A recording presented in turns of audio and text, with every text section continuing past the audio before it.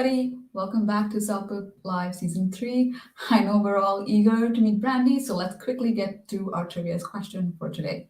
Which Canadian city is well known as the Hollywood North?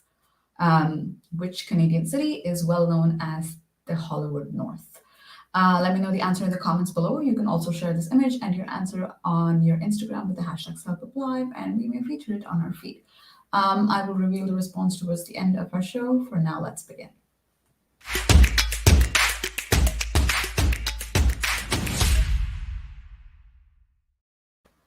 For those of you who are new here, welcome. CELPIP Live is an interactive YouTube series made to help CELPIP test takers like you understand a little more about the CELPIP test.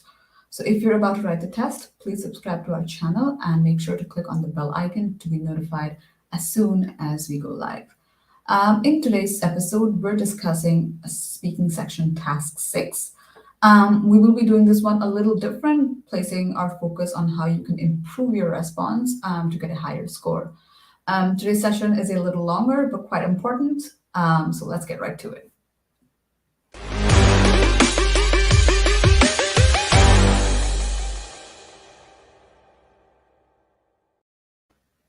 Hi, Brandi. How are you doing today?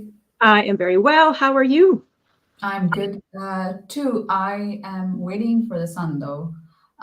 Something I've never had done before. I am not a very happy summer person, but I'm sick of the rains. I know. I think we're a little bit late getting started across the country. I'm from Ontario and there's still snow on the front lawns of some of my family members there. So we're all in the mood for spring and eventually summer too. Yeah. I'm hoping we have spring before we hit summer. Yeah, for sure. So we actually get some seasons here in Canada. Yeah. Right. Okay, I know that we're having a longer session today, so why don't you get started? Perfect. So I'm just going to share my screen here. So give me 1 second to do that.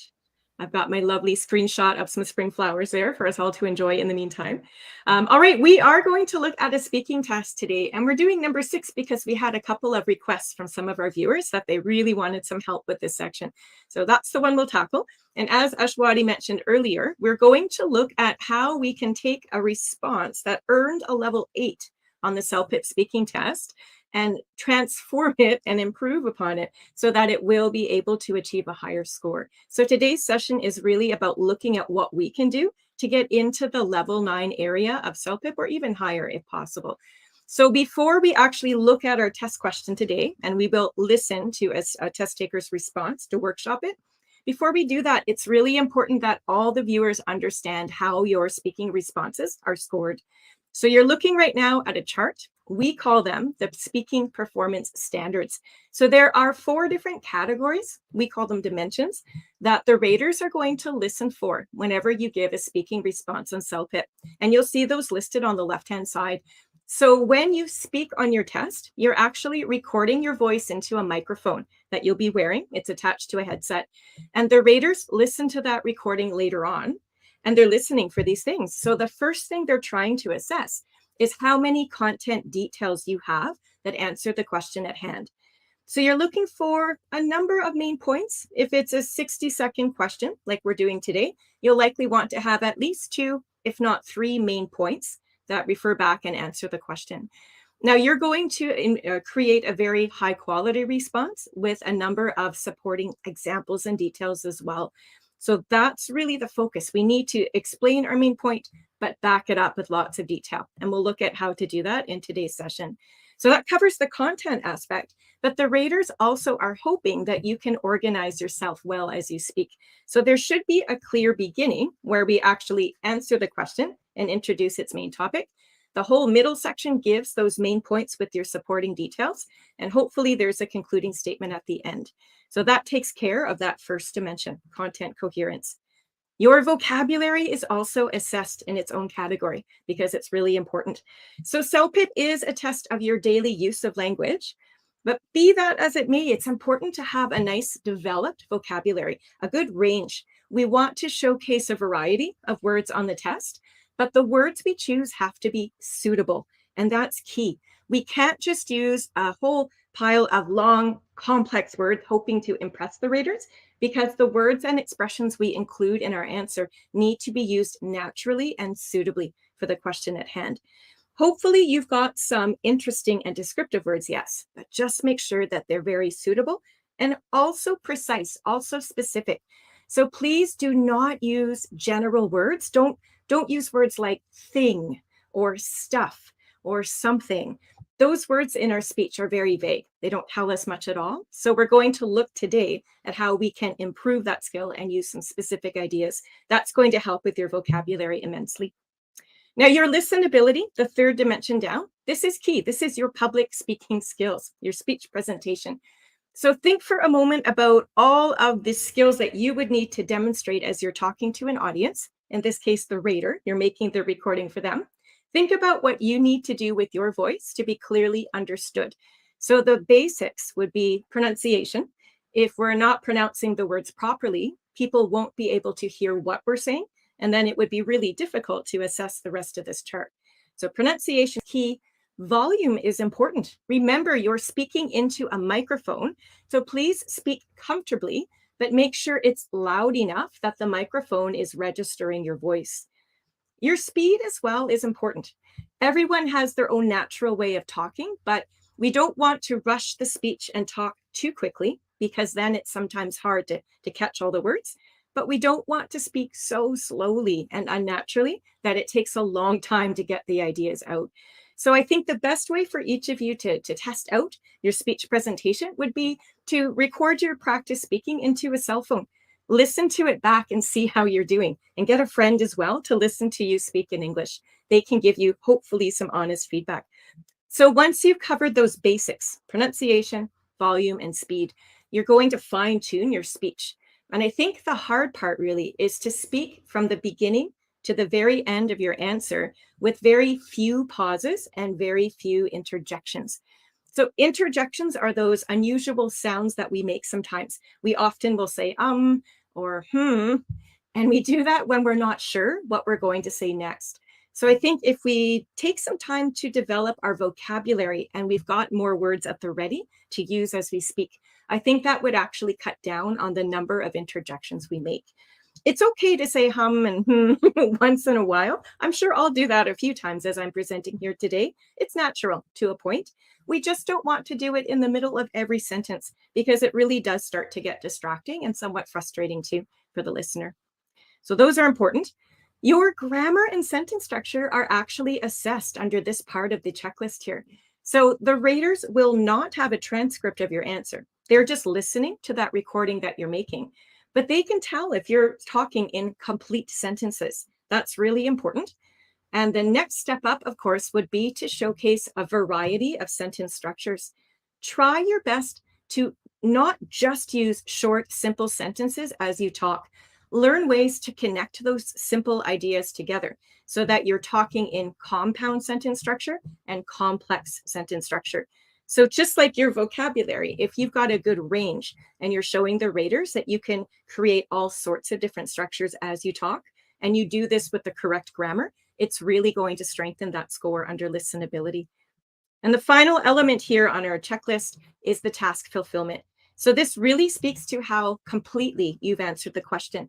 If there are two parts to your question on the test, it's important to address both parts in the answer. For example, all the details that we include need to be relevant, so they have to be on topic and associated again with the question. And our tone is partly assessed here. So your tone is the emotion that you create when you speak. Sometimes we do that with tone of voice. So if you're role playing on the speaking test and you're asked to invite a friend to join you at an event, naturally the voice should sound excited as you're talking and recording your answer. But a lot of the tone is created through your word choice. So if you're giving advice to somebody, use words that show encouragement, congratulate your friend and wish them well on their journey, whatever it is they're doing. So really think again about your word choice there. Last but not least is the length. So today in task 6, we're creating a 60-second response. So on the test, we don't have to be perfect. We're not going to get 1 minute right on the dot. But if we can speak for, say, 55 seconds or thereabouts and answer the question fully, that would be just fine. It would fulfill the length requirements there. So once we're all familiar with all of these skills, and I know there are many to think about as you're practicing at home, the next step is to understand that the raters want you to showcase skills from each of these 4 areas. Your score is never based on one category here at all. And this is important to note. So for example, somebody might be a very practiced public speaker. Maybe English is their first language, so that listenability section is a lot stronger for them. They've got the pronunciation and the rhythm and the intonation naturally. But even if we are speaking at a very high level and we score well there, if we aren't giving any specific details in the answer, and if our vocabulary is very basic and repetitive, and let's say we finish speaking in 30 seconds, not 60 seconds, if we score poorly in those other 3 areas, having just one dimension that's very strong is not going to allow us to climb up the score chart for CELPIP. So when you receive a score, and you'll get an individual score for each of the 8 speaking tasks on this test, you're going to receive a score between, at the bottom end is an M, just indicating minimal proficiency. We're just starting out to learn. And at the very top here, you see is a level 12. So that's the highest score anybody could achieve on their CELPIP test. So again, today's session, we're going to look at how we can get from that level 8, which you see is described as being a good answer for CELPIP, a good proficiency. We want to see how that level 8 can climb even higher on that score chart to achieve at least a 9 or maybe even higher. So level 9 is considered effective proficiency. So I'm going to play for you an answer of a woman who recorded this answer on a past CELPIP test. And I'll let you know right now that she received a level 8 on this particular response. So it's a good answer, and we'll talk about her strengths in a moment. But we're also going to pick out the weaknesses of that response. And together, we're going to improve upon them so that when we're finished, we'll see that her response would earn a higher grade. And that's exactly the whole purpose of today's show. So in order to get to level 9, when you take your CELPIP test, you'll receive your score, of course, on your score report. But somewhere nearby that score, you're going to see a little write-up, like a small paragraph, and it's called the performance profile. So every single level of speaking has its own particular summary of skills that somebody speaking at that level should be able to achieve. So I'm going to read out loud right now the level 9 performance profile that you can see on the screen. And as we're reading together, can you please think about your own speaking skills and consider if you're already starting to demonstrate some of these general skills. So typically, in essence, a level 9 speaker should be able to communicate complex details, feelings, and attitudes in familiar and less familiar contexts. They have control of some complex grammar and an adequate professional repertoire of precise and context-specific vocabulary. Their mistakes in grammar, word choice, and pronunciation rarely make it hard for people to understand their meaning. So just think on that for a moment. That's a lot of information. I think the key word here, the takeaway for level 9 at least, is complexity. So a level 8 response it's good, it answers the question, but it will rely mostly on common everyday language. By the time we get into that level 9 and higher, the word choice that we're making is noticeably more descriptive, interesting, high level. Still suitable, of course, but we will notice that precision is a lot more obvious here for level 9. And again, sentence structure. In a level 8 response, we see mostly these short, simple sentences that create that response. To get into level 9, again, we've really got to speak in these longer, more complex and more compound structures. So we're going to put a lot of effort into those areas today as we workshop this level 8 response together.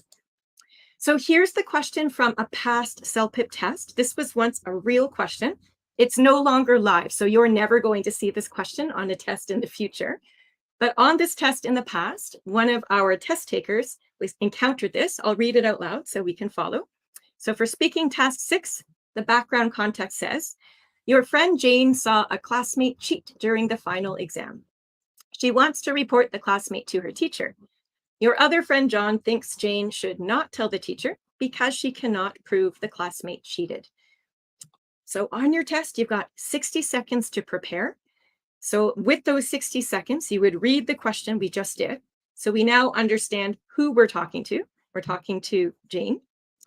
We have to look at the 2 options on the test. You'll always be provided with 2 for task 6. So you're either going to talk to Jane to explain why she should not tell the teacher that this other person was cheating, or you're going to choose to talk to John to explain why he should support Jane and encourage her to report. So on this particular test, our test taker chose this option. So this is the response that we're going to listen to. She will be speaking directly to Jane, and she's coming up with a number of reasons why she does not think Jane should report the cheating. So again, in your prep time on the test with these 60 seconds, make your choice very quickly. I would be thrilled as an instructor to hear that you've made your choice within, say, 10 or 15 seconds at the most, because that gives you the remaining 45 seconds to start writing down some of the reasons why you feel the way you do. Remember, you do have pen and paper at the test center, so use those to organize yourselves. So after that prep time is finished, it is time to speak. And that's what we're going to do now. We're going to listen to this woman give her answer. So I'm going to play the response while we follow along with her transcript. On the real test, remember, the raters do not have a transcript. They're basing your score on what they can hear. But because we're studying together, it's really important that we can see the words on the screen. I'll mention as well that the audio for this particular response seems to be a little bit quiet. So it's extra helpful for us to be able to follow the transcript. So at least you can see the response as well. So I'll play it now and we'll see what she's done. Focus on her strengths and also her weaknesses, and I'll guide our discussion after we've listened.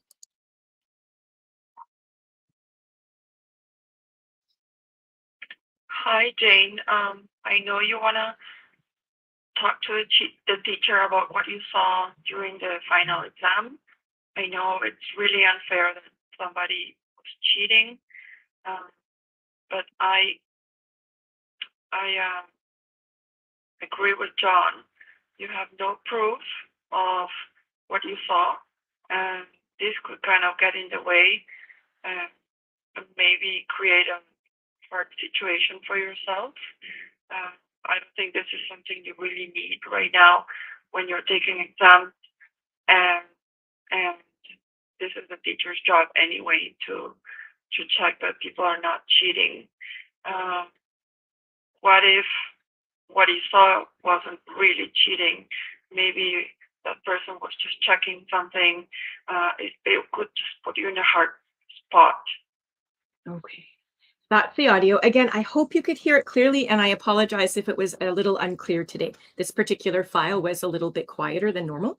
But at any rate, what I'd like to do now is just discuss those dimensions from that chart, see what she's done well, but also pick out some areas of major weakness. So remember, this is a level 8. This is a good response that addresses the question. I'll say for her speech part, if we look at that listenability, she actually pronounced the words properly. Her volume was correct as she spoke in that initial recording. Speed was fine. But when you let your eyes fall quickly over this transcript, I'm hoping that you're noticing the number of these interjections. So if you look quickly just at the beginning of almost every single sentence, you can see that she's starting it with or ah. That would be an example of too many interjections. It starts to take time away from the clock, where we could be offering other specific details. And it also starts to frustrate the listener because it takes longer for them to get whatever it is you're saying. So that's one element of the speech itself that this woman would want to practice a little bit more, speak with more confidence, perhaps more vocabulary to eliminate some of those interjections. Now, aside from the speech, which was mostly good, there are some sentence structure issues too. So again, I'm going to rely on my little laser pointer here. And I just wanted to draw your eyes to a lot of the sentences in this transcript. Remember, it's a level 8, which is good, but a level 8 speaker routinely speaks mainly with these simple sentence structures, which is exactly what this woman has done. So right here, I know it's really unfair that somebody was cheating. This is a simple sentence. This is a short, simple sentence. It's actually not a complete sentence. It's a fragment. You have no proof of what you saw. Short and simple. This could kind of get in the way. Short and simple. Maybe create a hard situation for yourself, and so on.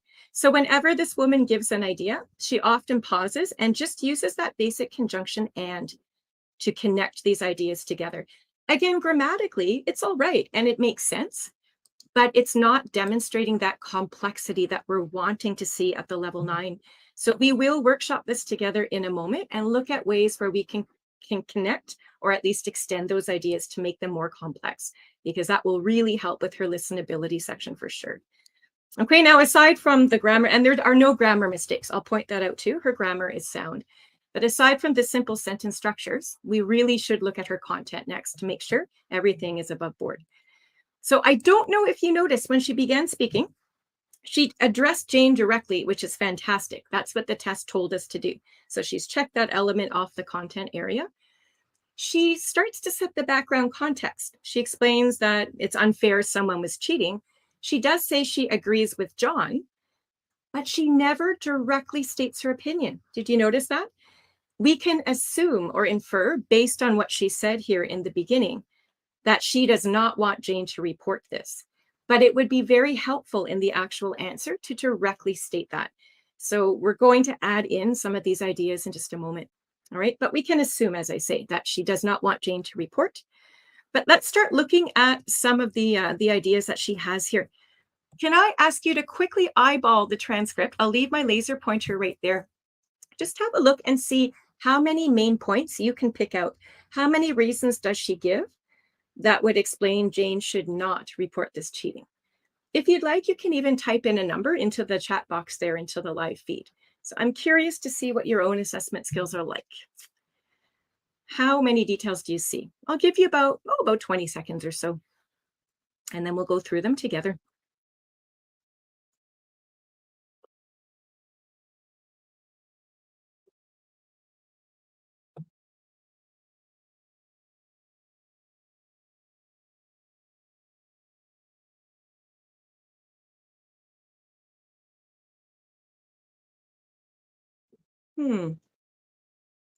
This one's a little bit tricky to really isolate the details, I think, which is part of the problem or part of the weakness. At any rate, now I can't see the live chat. I should have mentioned that. I'm wondering, Ashwati, do we have any guesses? Just a number that's come in. Hello. And it's Yes, we do have a couple of guesses. okay. Which one? Both of them say 2 so far. Okay. If I hear something, I mean, if I read something other than 2, I will let you know. Okay. It's kind of, I feel like I've asked you almost a trick question because it's really hard to pinpoint exactly how many details there are because this woman repeats herself. And that's a major weakness that I was hoping you would pick up on. So using my laser pointer, I just wanted to point out some of these details. So I think reason number 1 is here. The speaker is saying, Jane, don't say anything because you have no proof. So that's reason number 1. She then says it could, if you tell the teacher, it could create a hard situation for yourself. So I would say that's reason number 2 for content. But this is where it gets a bit tricky. She continues on and says it's something, it's not something that you really need right now when you're doing a test. So this is sort of the same idea as here. It's hard to tell if it's a different idea or not. Let's count it as a different idea. Let's say that's 3. And then our speaker says, oh, it's the teacher's job anyway, not yours, to look for cheating. So I would count that as a separate idea. So we have about 4 main points to support why Jane should just keep quiet and not say a word. But look at how our test taker has ended her response. She says again down here, well, what if what you saw wasn't really cheating? That's exactly the same as what she said earlier about not having any proof. So this is just a direct repeat of the same idea using different wording is all. And then she continues again. She says, well, maybe they were checking something and it could put you in a hard spot. Well, if you're in a hard spot, again, that's the same as having a hard situation too. So we have a repeat of this detail and we're talking in circles at this point. So as far as content goes, we can say that she's got a number of main points, at least 4. So I think that's great. I don't see any specific details though. Hello. When you look, sorry? Okay, I was trying to not interrupt you and get it. I just got somebody, one of our viewers has said 5. And then I was going through it with you. I thought it would be 5 because of the last part where she says maybe they were just checking something. But it's interesting how you said they're pretty much the same. Yeah, that's what makes this difficult. Again, because we're talking in circles. So we've introduced an idea at the beginning. We've come full circle to it at the end. It's the same idea using different words. We can't really count it as a separate idea. And what happens there too is the organization becomes a little bit unclear. So again, rather than have the beginning, the middle, and the end, we're now talking in circles. So great for content details, but not so great for the way that they've been fashioned here in organization. The thing that's really missing though is I didn't see any supporting details for any of these main points. So I put little parentheses around that phrase that says it could create a hard situation for yourself. So think about that for a minute. Maybe our viewers have some of their own ideas. How would telling the teacher that you think you saw someone cheating, how could that create a hard situation for yourself? So this is something that our speaker could have added into the answer for support. Would it create a bad reputation for Jane herself? Nobody likes a tattletale. So is it going to create harsh feelings between Jane and the other classmates if they find out she's reported this incident? So that might be one example of how it could be difficult, but we don't know. We don't have any supporting details, so it's missing. Likewise here, the next point that our speaker makes is, well, you don't really need this when you're taking an exam. So again, what is this thing that she's speaking about? Is it stress? Might we say, if you're so focused on what other people are doing during the test, well, then it might distract you and you won't have time to finish your own exam. So these are the levels of details we want to insert to back up the main points we have. So again, I'm glad she's got her main points. What she's missing is all of those specific details. And those specifics are necessary to climb that score ladder to get us into a higher level. And again, she likes this word something. She's used it twice, I noticed as well. So we don't want to use the word something. Here she says, oh, maybe that person was just checking something. Well, what could that person have been doing during the test if they weren't cheating? The first thing I think of is if they're looking down, well, maybe they're just checking the time on their watch. That's one possibility. So why not add that in to back it up? So we definitely have some room for development here with these details to make them more precise. Okay, now as far as vocabulary goes, I'd like you just to look at the transcript, try to get a sense of her vocab. The grammar's fine, so there's nothing there to really call out on. All the words I see are suitable, but I'm wondering what your opinion is. Do you find them common or do you find them a little more descriptive and interesting? So I see words like teacher and unfair, cheating, proof, hard situation. And again, we get cheating, cheating. So we're repeating these words. We've got something, something. We're repeating these words. So even though we understand these ideas, the language is what we would call a little bit common, a little bit everyday. We don't have an enormous range or precise vocabulary. I think the one expression that I particularly like is this one, where she says it could just put you in a hard spot.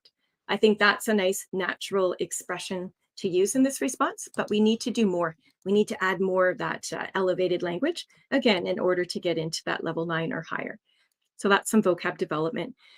As far as her task fulfillment goes, I mean, she spoke for the 60 seconds, so that's great. Her tone is appropriate. There's nothing here that sounds judgmental or accusatory. So I think that our speaker is giving her opinion in a very fair manner. So all of that has been done well. And everything she talks about actually addresses the test question. So task fulfillment is quite strong. But if we go back to that chart we looked at earlier, what we want to do to climb up beyond that level 8 is we're going to look at different elements. We'll start with the content section, and we're going to pick and choose a couple of these skills that we noticed were the weakest. That's what we want to improve. So if I had to look at these 4 details listed, I probably focus on the bottom 2. So it would be relatively easy to reorganize those details that repeated. And we're going to add in some different supporting examples for all those main points that she mentioned. So those are 2 things we can do. I think out of the vocabulary section next, again, if I had to choose a couple of skills here to really work on, I think we could do the bottom 2 together again. If we could somehow create a better variety of words, so we weren't repeating the same ones that go throughout, and again, be more specific. So instead of using words like something, we're going to replace that with a very concrete idea. Listenability. Again, I know the recording was a little bit weak today, but the biggest problem with her listenability, I would say, were the number of interjections. So we're just going to take out all of those ums that she started with at the beginning. And her sentence structure was very simple as well. So I think if we were to improve upon these 6 skills, and do you notice how we're picking the skills from each of those dimensions? That's what we need to do. Don't just focus on one little category. That's not enough to climb higher in your score, because your score is based on a combination of all of these factors together. So these are the 6 I think we can work with. Task fulfillment, let's leave it alone. I think it's fine the way it is for now. It's long enough. It's complete and answers the question. So I'm not too worried about the task fulfillment right now. Okay, so this is the easy part when you're workshopping a transcript. In order to get rid of those interjections, and you can see I've made them orange so we can see how many there are. At the click of a button, we're just going to remove them. So that's easy to do enough when you're practicing at home. What I'd like to do is go through some of these sentences and fix them up, make them better. So in orange, this is what our test taker gave us to start the entire response. She gives us the background. I know you want to talk to the teacher. It's really unfair someone was cheating. So we've got some simple grammar and some simple sentences. What I'd like to do is keep that idea because I think it's important to set the stage for the response. But what I'd like to do is create a more complex structure with higher level grammar. And also we're going to take out some of those common words like wanna talk and somebody was cheating. And we're going to replace it with some of the vocabulary you see. So just have a look there at the green sentence and see how it figures in. I'll read it out loud so we can hear how it would sound. So if we said, I know it's upsetting to think that a student would cheat on the final exam and that you'd like to report this incident to the teacher. So same idea as what we've removed there in orange, but those 3 underlined words are much more specific or precise. So we've improved the vocab.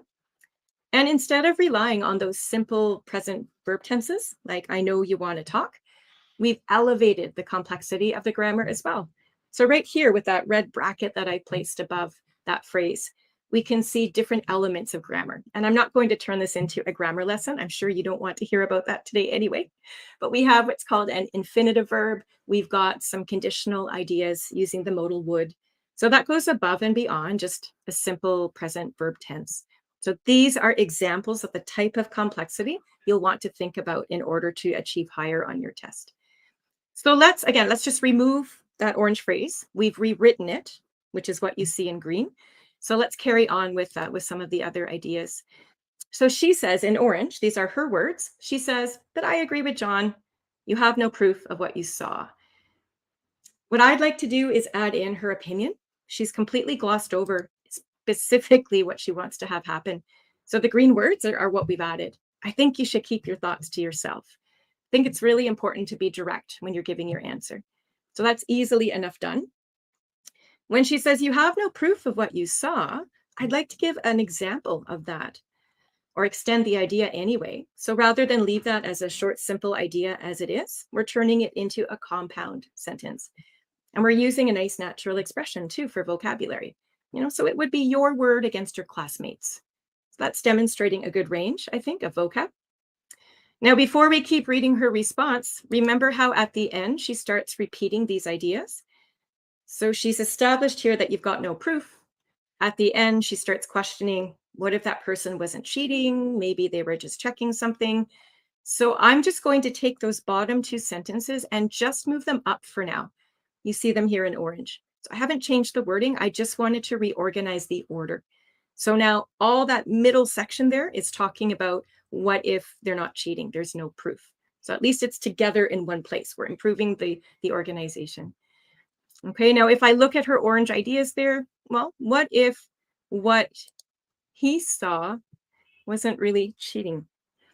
I think she meant what if what you saw wasn't really cheating. She's speaking to Jane after all, so I don't know who he is. I think it was just a very small mistake. So at least if we can change the pronoun to correct that, it makes more sense to say it this way. But even still, what if what you saw? It's simple and even a little bit awkward and repetitive. So can we remove that pronoun, get rid of the word you, and let's replace it with a more specific person? Something like this would be easily enough to do, but it's more focused. So what if this student wasn't really cheating? Maybe that person was just checking something. So again, we don't want to use vague words like something. What on earth could they have been checking? So again, I'm imagining that I am Jane at the back of the class and I see somebody looking down at their desk. Maybe they're just looking at their watch to see how much time is left. So we have to think of something in our response to back it up. So if they weren't really cheating, what else could they have been doing? So we might suggest something like this. They might have been checking the time on their watch or looking at the floor while they considered their answer on the test. So we've added 2 specific explanations to back up our main point. And we've created a compound complex sentence while doing that. So we're elevating complexity wherever we can, which is the name of the game to get into level 9 or above. All right. So she continues, oh, it could just put you in a hard spot. I like that expression, but the very next sentence says the exact same thing. It could create a hard situation for yourself. So because these two sentences state the exact same idea, we can keep one and remove the other. And since put you in a hard spot is a nice natural expression, I suggest we keep that one in and just remove that other sentence since it's not adding any value to the response. So left with this orange phrase here, the easy correction to do would be to remove the repetition. I don't think we need the word just. I think we could just remove that. So it could put you in a hard spot because. So again, let's not just leave it as a short, simple idea. Let's create a complex sentence, but let's also add in a specific reason. So how could this put you in a hard spot? Again, the first idea that pops into my mind would be about damaging your friendships with your classmates or even ruining your own reputation. So we could add something like that in, okay? And look at our vocab as well. We've tried to add in some higher level vocab. So it could put you in a hard spot because incorrectly accusing someone of cheating can damage your own reputation and make enemies of the other students in the class. So there's two reasons or two ways in which it could be difficult for poor Jane. Okay, and we're almost done. The speaker continues. She says, I don't think this is something you really need right now when you're taking an exam. So let's remove that word something and replace it with something more specific. I don't think this is something. Probably stress. You know, nobody needs stress. Nobody needs anxiety when they're trying to write an exam. So let's just rewrite that. You don't need this extra stress when you're taking an exam. I just added in that article that was missing. I notice a little bit of repetition here and here. So that's easily enough to correct as we can see on the page. And then to check that people are not cheating is not quite natural. I think there's a better way to phrase that. So let's remove the repetitious vocabulary and change that verb there. So it's the teacher's job anyway to make sure that people are not cheating. That's a little bit more natural, I think. And the only other thing I'd like to add to this response that's missing is the concluding statement. You might have noticed that when we started, there's no conclusion at all. So again, organization's just a little bit weak. For this task 6, I think it's helpful for us to restate our initial opinion or position. Using different language would be fine. So I'm just actually going to continue that final sentence. So I'm creating a compound sentence. So we've said, I strongly advise you to focus on your own exam instead of reporting the suspicious actions of your classmate to the teacher. So those words there at the bottom match her opinion at the top. I think you should keep your thoughts to yourself. This was the position that she chose to talk about from the test. And we've just reminded Jane and the listener what her opinion was. And again, we changed up the vocab to demonstrate that range, and we've used some interesting words as well. So this is an example of workshopping, I call it, or revising your own practice responses to make sure that you're demonstrating your strengths. So clearly on your CELPIP test, you can't do this. You've got 1 minute to speak and that's it. So this process is going to really help you as you are studying at home. It takes patience and it takes time, as you can imagine. We've been talking about this for about a half hour now alone. But what I encourage you to try at home is to record your practice responses into a cell phone. You can use the free practice test on our website. You can purchase some of our materials and use a practice question there. You can use anything from our YouTube show. Doesn't matter what it is, but what I'd like you to do is practice delivering a response, imagining it is a test question on the real thing. Record it into that cell phone, and then listen to your own recording back and type out your own transcript. Word for word, interjections and all. Whatever mistakes you make as you're speaking, get those down on paper. And then you'll be able to look at your own transcript, much like we did here today. You'll be able to see with your own eyes exactly what you're doing well and where you need to work, what your weak areas are. Everyone's different. Some people have a very naturally developed vocab, so they're able to put together all sorts of strong, interesting words, and that's wonderful. But other people have a hard time with that, or maybe, again, like this woman, they're speaking in mainly short, simple ideas. It's hard to know how you're performing on the test when you're actually giving that answer. So taking the time to look at it when you're studying and you're fresh and you're not under pressure because you're not being tested at that moment, that's how you're really going to improve, not just your speaking, frankly, but also your writing skills. Okay, so it's helpful to know what you're needing that extra focus on and to plan to study on those areas. Anyway, what I'd like to do next here is we've got our revised transcript from beginning to end. I'd expect this would take you about an hour of time at home to do if you follow this procedure. I'm going to play a new recording. This is not a real test taker, remember, because we have revised this transcript ourselves. So this is actually my friend and colleague, Simon, who some of you may have met in other episodes. He has lent us his voice talents today to read out loud this new and improved version of the response. So please listen to him, follow along, and we'll just make sure the whole response flows together well enough. All right, here we go. Hi, Jane. I know it's upsetting to think that a student would cheat on the final exam and that you'd like to report this incident to the teacher, but I agree with John. I think you should keep your thoughts to yourself.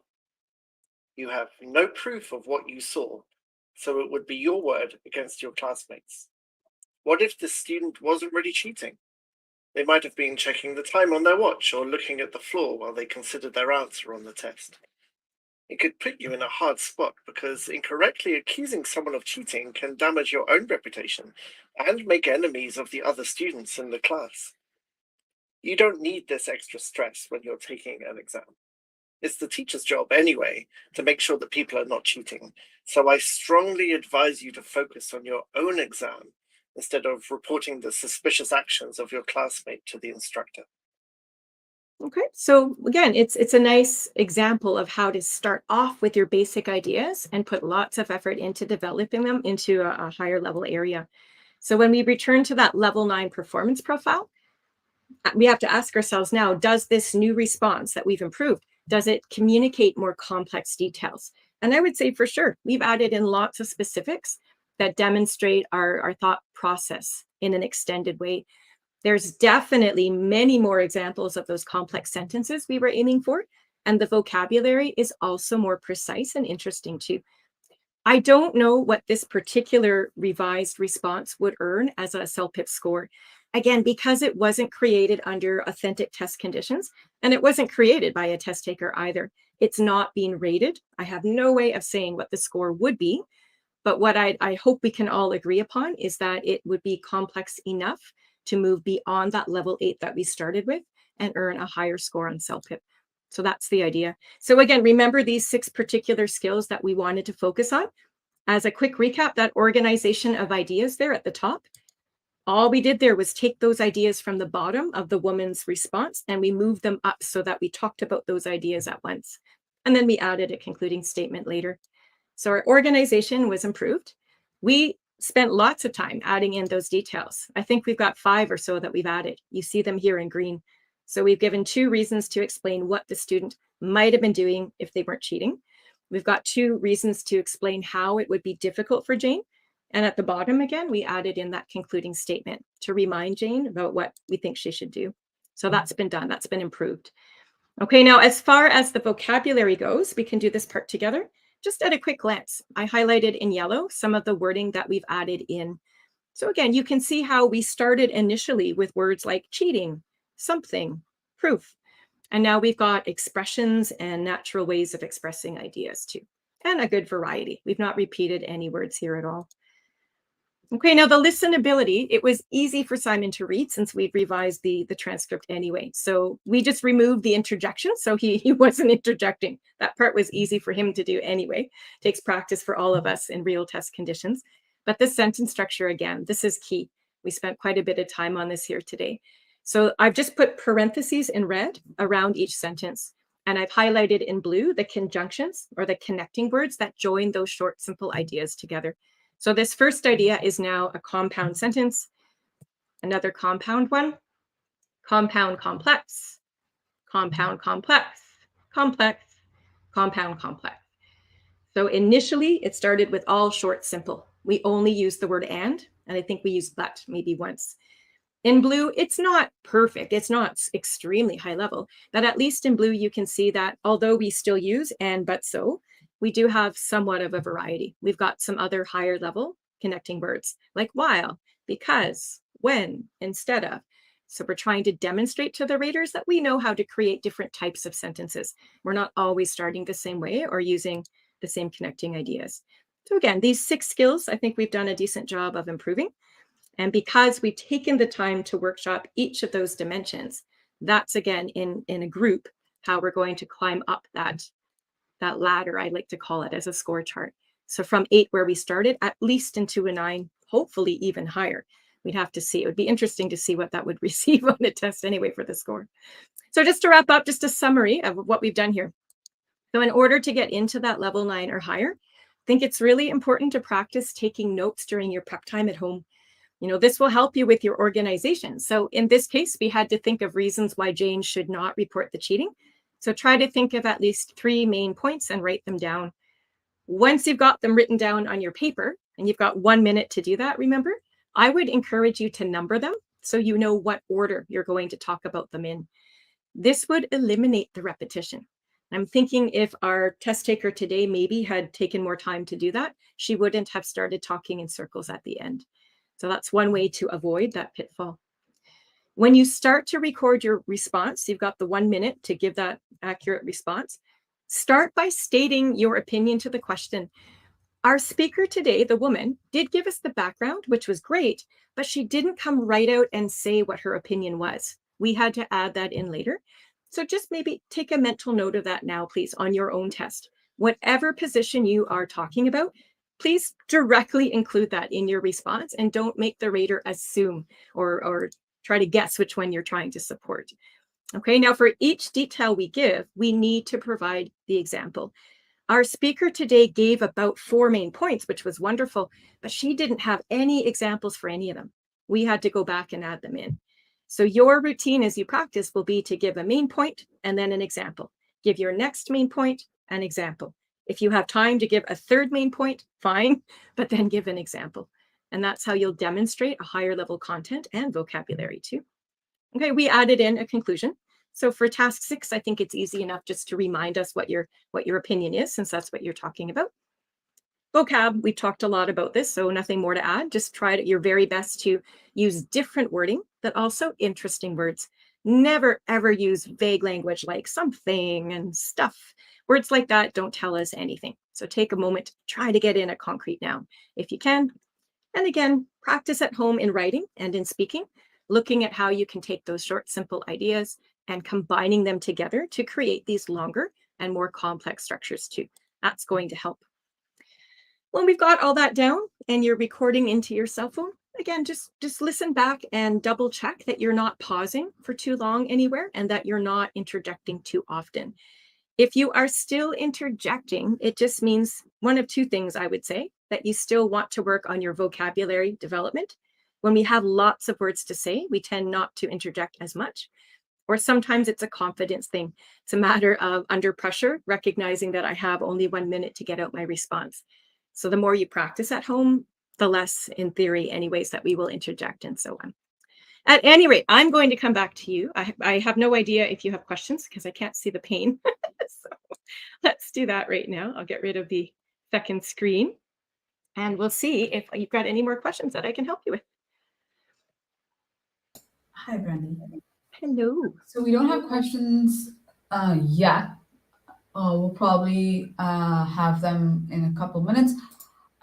We've actually had quite a long session, so I won't be surprised if there are questions. But in case we don't get to you, in case we're, because this episode has run for an hour, so we'll have to close soon. But if we don't get to your question now, we'll definitely get to it when either when you mention it in the comments or if you mention it when you're watching any other YouTube video relating to the CELPIP test. Brandi, I did have a question which is not directly related to the speaking task 6, but it is related to speaking, and it has been asked by a viewer before. And the question is about including metaphors and idioms and phrases and things like that in your answer. Mm-hmm. Does that add any value? Does that take away from your content?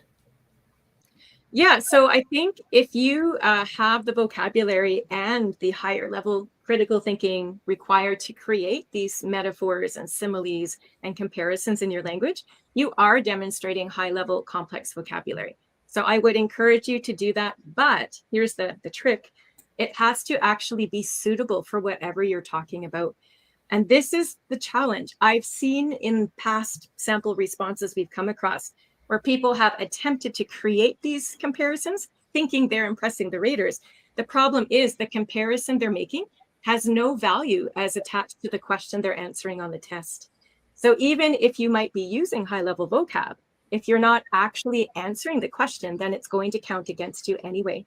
It's going to be considered irrelevant. So your task fulfillment might be lower because you're not really answering the question at hand. So again, you might score high in vocab, but think about those other 3 areas. If you're not scoring well under task fulfillment or content, it's kind of having a negative effect in the long run. So yeah, use language that you can showcase your abilities and talents. That's wonderful, but just make sure that they are suitable for the task at hand. That's all. Thank you. And then we have another question from our viewer today.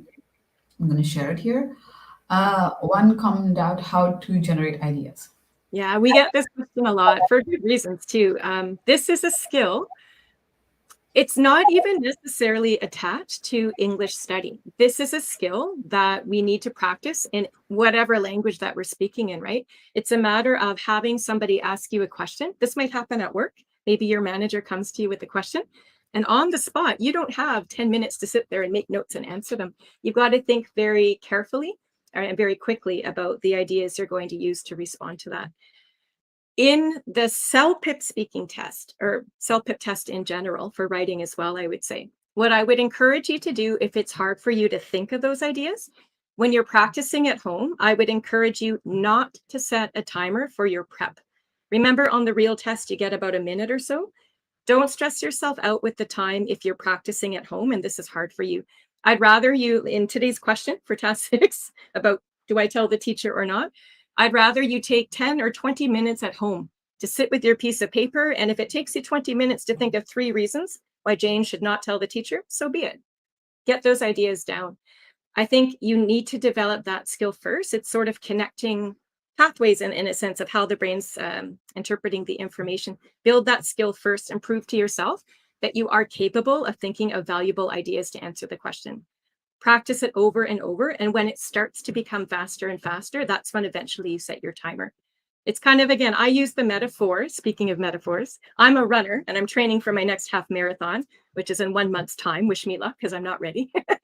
That's beside the point.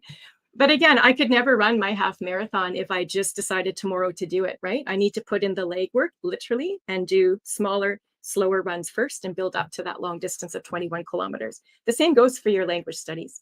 So take the time to practice just building those ideas. Don't stress yourself with the time.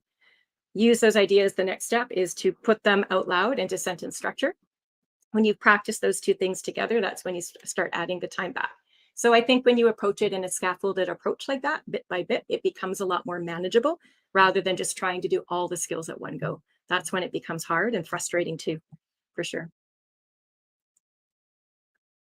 Thank you. Dinesh, I hope that answers your question. We have a couple of questions coming now. So this one is from Catherine. Is it advisable to write down first the answer while practicing at home?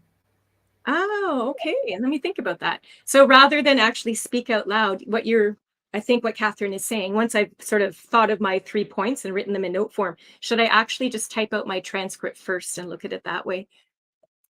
I guess you could try that. That's not, honestly, Catherine, I've never considered doing it that way, but I could see how that would be valuable to help people organize their answers. So you know what? Thank you for asking that, because you've given us all now an alternative method of study that we can try. Remember, we all learn differently, right? So sometimes trying out different ways to try to learn a skill is helpful. So it might work better for people to type their transcript at home and at least work on getting the organization and the content details there. And then they can practice speaking out loud. So that might be a great way for Dinesh's question too, saying, how do I think of ideas? If, again, don't worry about time, just type it out first and see how the ideas fit together. I think that would be great. But remember, before you take the real test, you can't sit there and do your transcript. So before you go into the CELPIP Test Center, it is important to authentically practice at home what you will be doing. So you will have to set your timer for, say, 60 seconds of prep, and then practice speaking for 60 seconds without typing. So make sure you can do that first before you do the real test. That's the only condition there. But good question. Thanks for sharing that with us. Great. And then we have another question here from Shivani.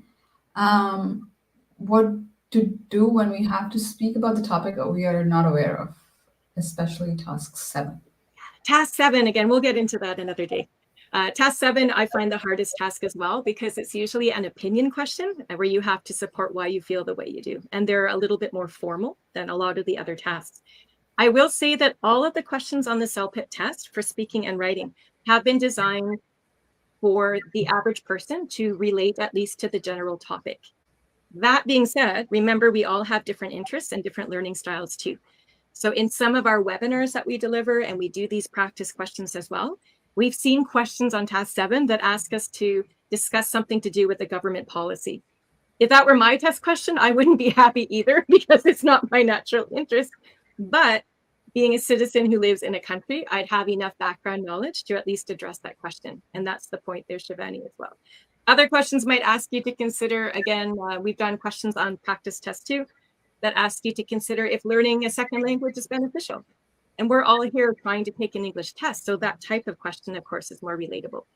So the bottom line is we can't control whatever test question comes our way. We're stuck answering whatever we're faced with in the CELPIP Testing Center. If we're lucky, it's something we're interested in. If we're unlucky, it's something that we're not super interested in or knowledgeable about. But you will still be able, should be able, to have enough background ideas to give at least a general sense of the answer. That's kind of the best I can do without a question in front of me. But I understand where you're coming from when you ask this, Shivani. It's hard. I've written, as you can imagine, I've written my fair share of English proficiency tests. And I used to go back and tell my mother that, not in speaking, but in writing, when you have like you're sharing your opinion, I've told her that, oh, I for some reason I enjoy all these questions. I've never had trouble. And she's like, I think that's just because you like talking about your opinion. It's got nothing to do with the topic. You just want to share your opinion with everybody. So I think that's why you do well. That's right. Like I say, learning style. We're all different, right? Yeah. So that was interesting. Okay, we've got another question from Alireza. Okay. Could you explain task 8 a little bit? Because I think the style of the section totally changed based on my last attempt. Okay, so task 8 is a picture question, and it's always describing a unique situation. So whatever picture you're looking at is going to be a little unusual, a little bit strange, not your typical run-of-the-mill. So it's hard for me, Alireza, to answer this without seeing this question that you're addressing. The style of the question itself hasn't changed. I will just explain the task, maybe that will help. So you're always asked to describe the picture, but it's always combined in the framework of some sort of a role play. So for example, you might be phoning a friend with the purpose of inviting them down to this event, and the event is pictured on the screen. So your job in that case would be to describe what you're looking at, make it sound exciting and fun so that your friend would join you, as an example. Other cases might be phoning a friend because you're lost and you need them to help direct you to their house. So again, you'd have to give a description of what you're seeing in front of you on the street as you're looking. But again, the framework of the role play is phoning them, addressing them by name, asking them for directions, and ending the phone call. So every single task 8 will involve describing the image. It's really important to have, again, a strong vocabulary where you can put the picture in your listener's mind, very descriptive, and imaginative. But again, you have to tack it into the framework of that role play. So that style hasn't changed. It's been like that since the CELPIP test started. If you've got a particular question or a particular practice test in mind, maybe let us know in the comments and I'll go back and have a look. But as far as that, it shouldn't have changed. It's just going to be a different question and a different picture. But the format will be the same for task 8 every time. Great. So we're getting in more questions. So this one is from Amy. So we're going to be doing only a couple more questions, guys. So make sure that you send in your questions. But don't worry if you don't. We'll get to it sooner or later. Any advice on how to organize Task 6? Because a minute is not enough to pen down all your thoughts. Fantastic question. I'm glad we had time for this one. So again, remember, Task 6, you've got 60 seconds. That includes the time to read the background context and look at those 2 options on the test and make your choice. So as I say, please try to do that in 10 to 15 seconds tops. You've got your opinion in mind. So let's just say that leaves you 45 seconds now to come up with 3 reasons why you feel that way. You're absolutely right, Elmi. You're not going to have time to write all of your specific details. I would encourage you during prep time to just write down the main points. So think back to our speaker today. I think she came up with like 4 to 5. So the ones that come to mind are: you have no proof of what you saw, it's the teacher's job, and it could be difficult for you. So if you could just think of those 3 things during the prep time and write them down in a couple of words on your paper. So if it were my notes during my prep time, I'd say no proof, teacher's job, hard for me. That's all you're going to have time for. When you actually start to speak, you're going to start adding in the examples almost on the spot. So part of your practice is to be spontaneous, to develop those. So when you say, it could be very difficult for you, Jane, if you go and tell the teacher that you think you saw someone cheating. So when you state that, you then on the spot think of, for example, other students might find out and they won't be happy with you. It could really damage your friendship and relationships with them. So maybe reconsider your decision to go tell.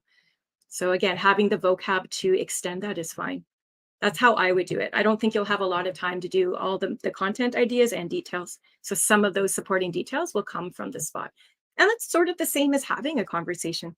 Like you were just saying, Ishwati, you like to share your opinion. I think all of us have an opinion when we get talking with friends and family. And you don't sit back and think about all of your thoughts first before you start talking. You have your opinion in mind, sure. But as you get talking, you think of other ideas as the conversation goes on. The same kind of thing on the test as well. We just sort of add in these thoughts as they come to us to get to the end. Anyway, try that and see if it works. I hope it does.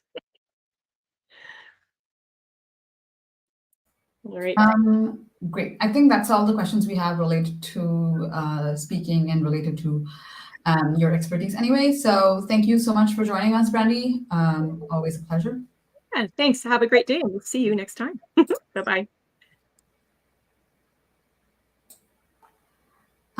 So thank you to you guys as well for joining and subscribing to our channel. If you find this video useful, please give it a thumbs up and share it with anybody else you think might find it useful.